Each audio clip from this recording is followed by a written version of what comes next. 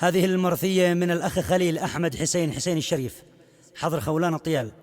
رثاء وتعزية بعد رحيل أخيه المرحوم عبد القني أحمد حسين الشريف وابن عمه المرحوم عبد الواحد عبد الباري حسين الشريف،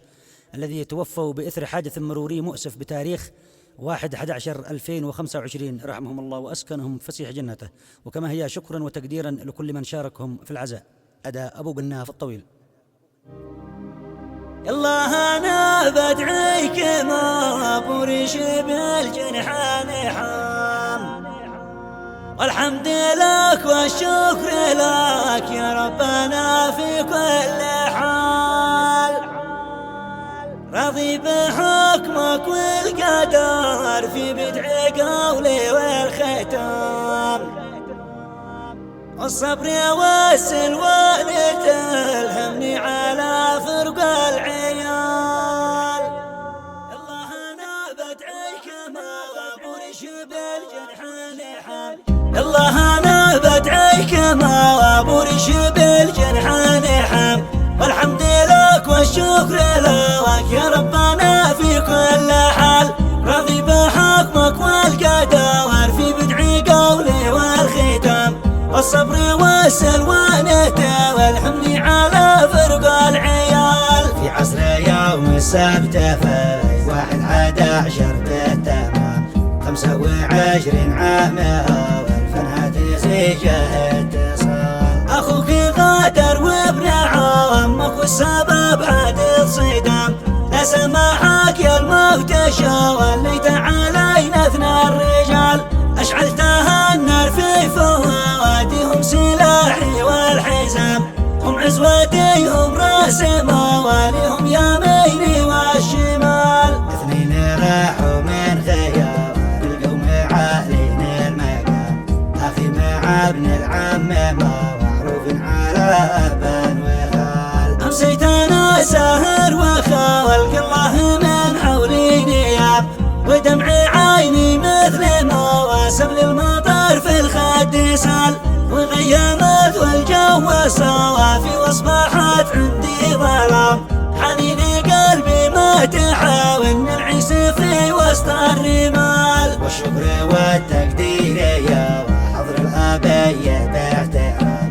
اخوه وغير قدركم عند الثريا والهلال، هدي وزايدي والسعاويدي معزامي وقت المهام، والعاطفي والبربري هو اهلي اسوه للطيال، وكل من شارك عزاوانا من قبل خولان عام، بالحج وحاشد والبكاوي لصدار واروع مثال، وربعي اهل الجوده والجوده والسيف الحماس، هذا من الله القبا وولد شكرا يا بطلال، الله يسكنهم جنان الخلد في دار السلام، في جنة الفردوس جوان بالمصطفى واهله وآل، وختمها صلوا على والمختار هم سيدي الانام، الطيب الطاهر تجول في صفاته بالكمال. الله انا بدعيك ما برش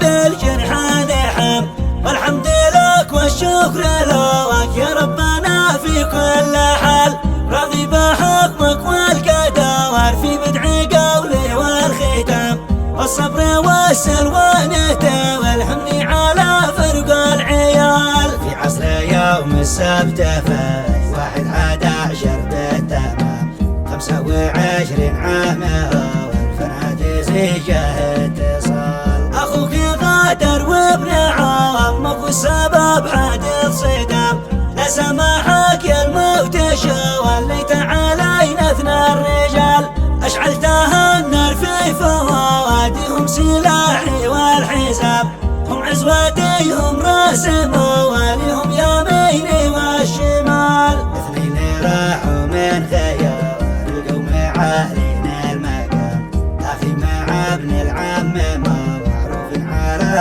ابا وخال، امسيت انا ساهر وخالق الله من حولي نيام، ودمع عيني مثل مواسم للمطر في الخد سال، وغيمت والجو صوافي واصبحت عندي ظلام،